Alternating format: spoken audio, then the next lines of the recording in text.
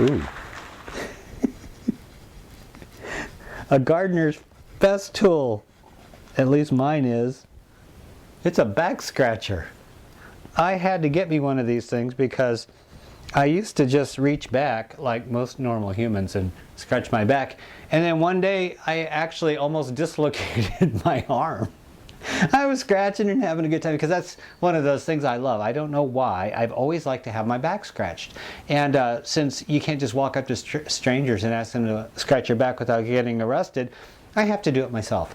And I was scratching my back and I started feeling this weird pain over here. I'd never felt it before. I was like, oh, that kind of hurts. Ow, that really hurts. And I think I pulled a muscle or something on my arm and I thought, wow, I'm getting too old to scratch my own back. But you know, if everybody would just tell 1,000 of their best friends to subscribe to this channel, I could afford to hire somebody to walk around and scratch my back as I walk. Which would, I guess, look kind of strange, but I don't care. I don't care how I look at all, as long as I'm getting my back scratched. You know, when I'm doing this, you know, right before I started filming, I thought, well, I'll scratch my back really quick and then I'll start filming. I was looking down at the voodoo carpet down here in the voodoo room, because everything starts with the word voodoo. There are these weird little bugs.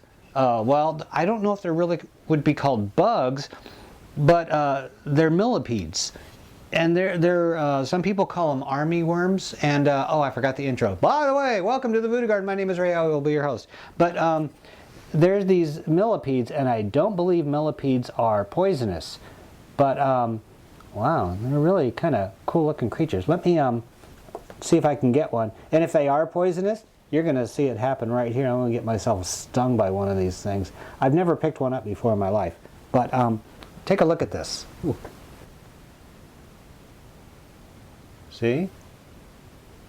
Yeah, it's a really weird thing. It just, there's millions and millions. Yes, I actually counted them all.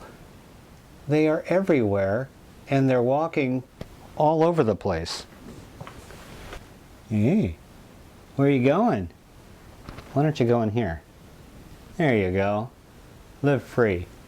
But yeah, I was scratching my back, and I think I should forego scratching my back while I film. But I was doing that and I noticed these things, and I'd noticed them before, but I noticed them more today, and I don't know why. Maybe it's because the season outside is starting to cool down and they're starting to come inside looking for a place to hang out and chill for the winter. And I guess the Voodoo Garden is the perfect spot. It's humid, it's warm, there's plants, there's dirt. I guess it's just the natural thing for them to do is to come in here.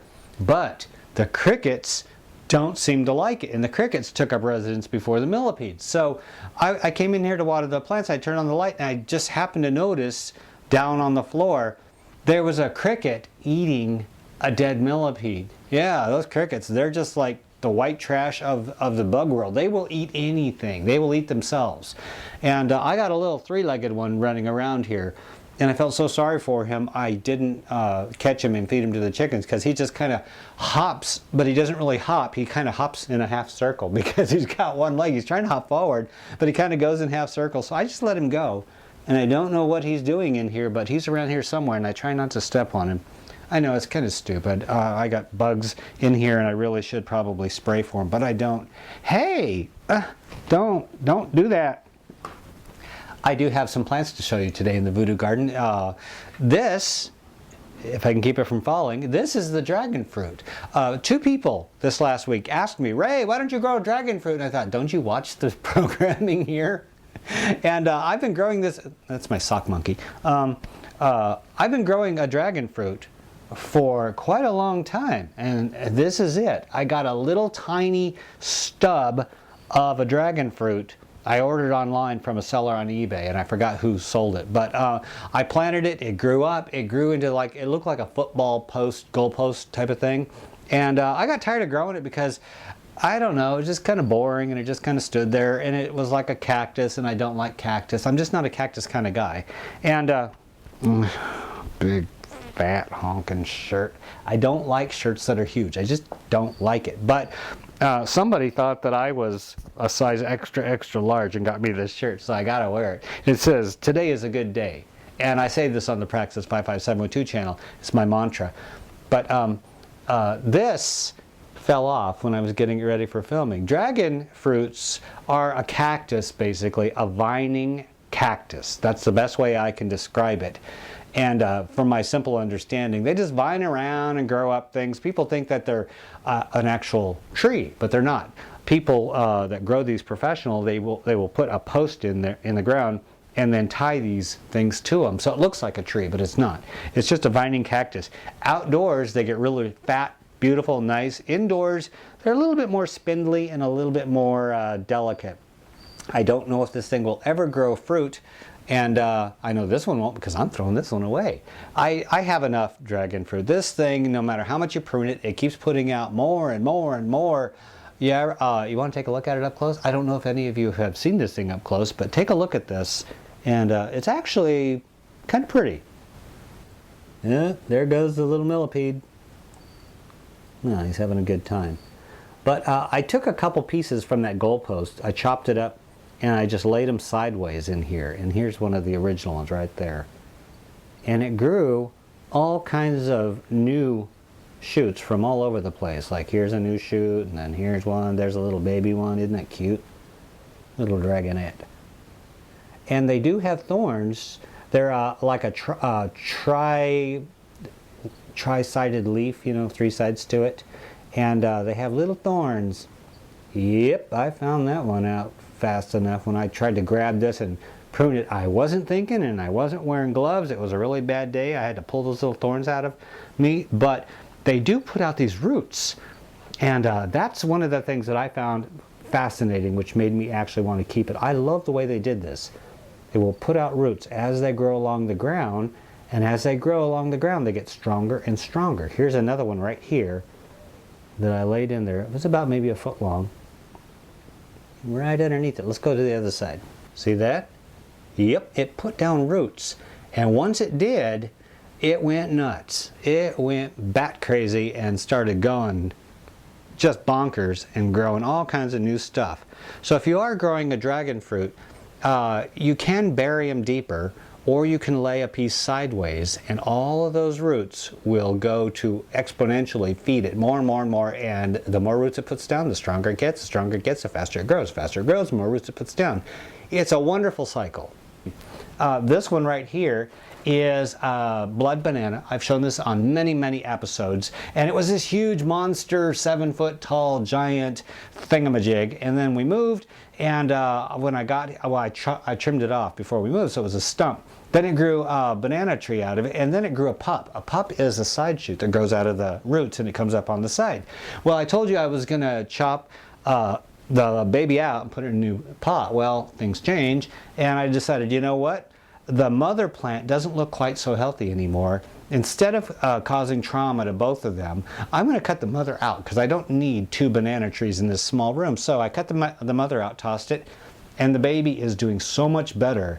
It's doing beautifully. It's nice and healthy. It's got good color on its leaves. It's going to do great in the voodoo garden. So I'm really happy with my decision on that. And I have 2 more things to show you that I thought that you'd really like to see. I showed these on the last episode, or the episode before that? I don't remember.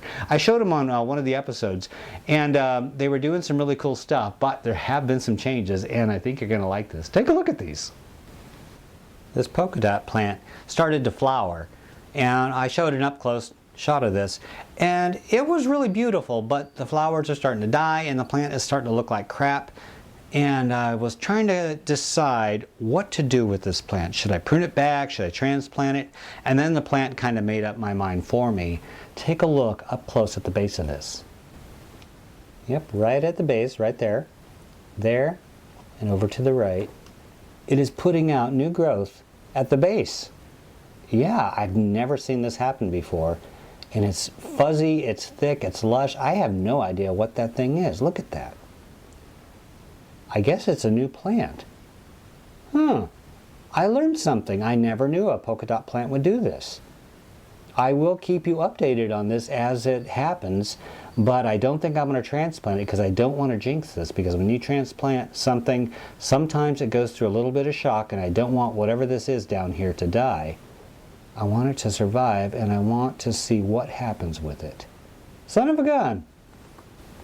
This right here is the sago palm. Remember, I had the little nut that I took the shell off and I tossed it right on ground level. You can still see the little nut right here.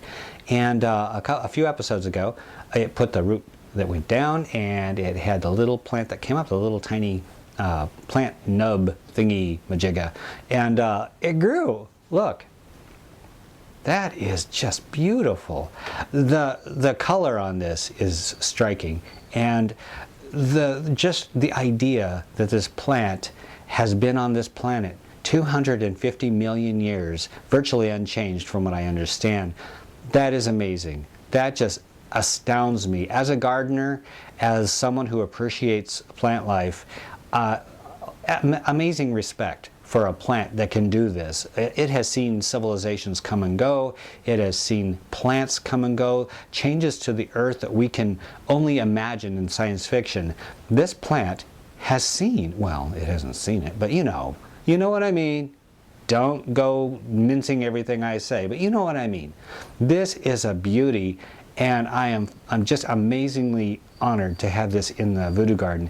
And as much as I can do to keep this plant going, I'm going to do, because first of all, it's a beauty. I love the way this thing grows, and I'm hoping it will survive in here, because I really do like this plant. I never thought that I would actually like this plant, but when I read up on it, the more I read, the more I liked. And that is something that I like to encourage other people to do, is try different things. This is something that I never thought I'd grow indoors, and most people don't grow these indoors, but I'm going to give it a shot because I know it can't survive outside, so it's going to have to be an indoor plant. Keep our fingers crossed. I hope this thrives in the voodoo garden. I really do. Okay. I think that pretty much wraps it up. Very soon I'm going to be rearranging this, so don't get used to this. This is all going to change. I got to rearrange this room to bring all the tropicals and houseplants from over there over here, and then I'm going to turn that table. Remember the table you saw me standing at one time? That is going to be my indoor veggie grow station, because I'd like to grow some indoor veggies this winter. I'd like to maybe grow some lettuce, some onions, probably some herbs. I like growing dill in the winter. I don't know why. It just makes me feel like it's more summery, you know? You pinch the dill and it smells really good. You know me, and I'm very much into smells. So cilantro, dill, things that you can actually touch and sniff. Like this lemon tree. Are you a lemon tree? I don't know what you are. I don't know what this thing is. It's a lemon or lime. But every time I touch it, it's happiness. It just smells like fruit, and I like that. I like being able to touch and sniff, kind of like a scratch and sniff garden I got going on here. But I'm going to get that growing for indoor veggies, and I hope you're going to enjoy that as well. Next episode, I might have something flowering over there that you've seen before, and you're going to see it again on next episode. So tune in to the Voodoo Garden. I know it's not every week, but then again, every now and then I have something special I want to show you, kind of like this, and I'm glad that you will join me in here. So I got to get going. I got to go outside. I got to deal with the chickens. I got stuff going on out there. But I will see you next time here in the Voodoo Garden. Until then, this is Ray. We are out of here. Have a good day, everybody. Bye.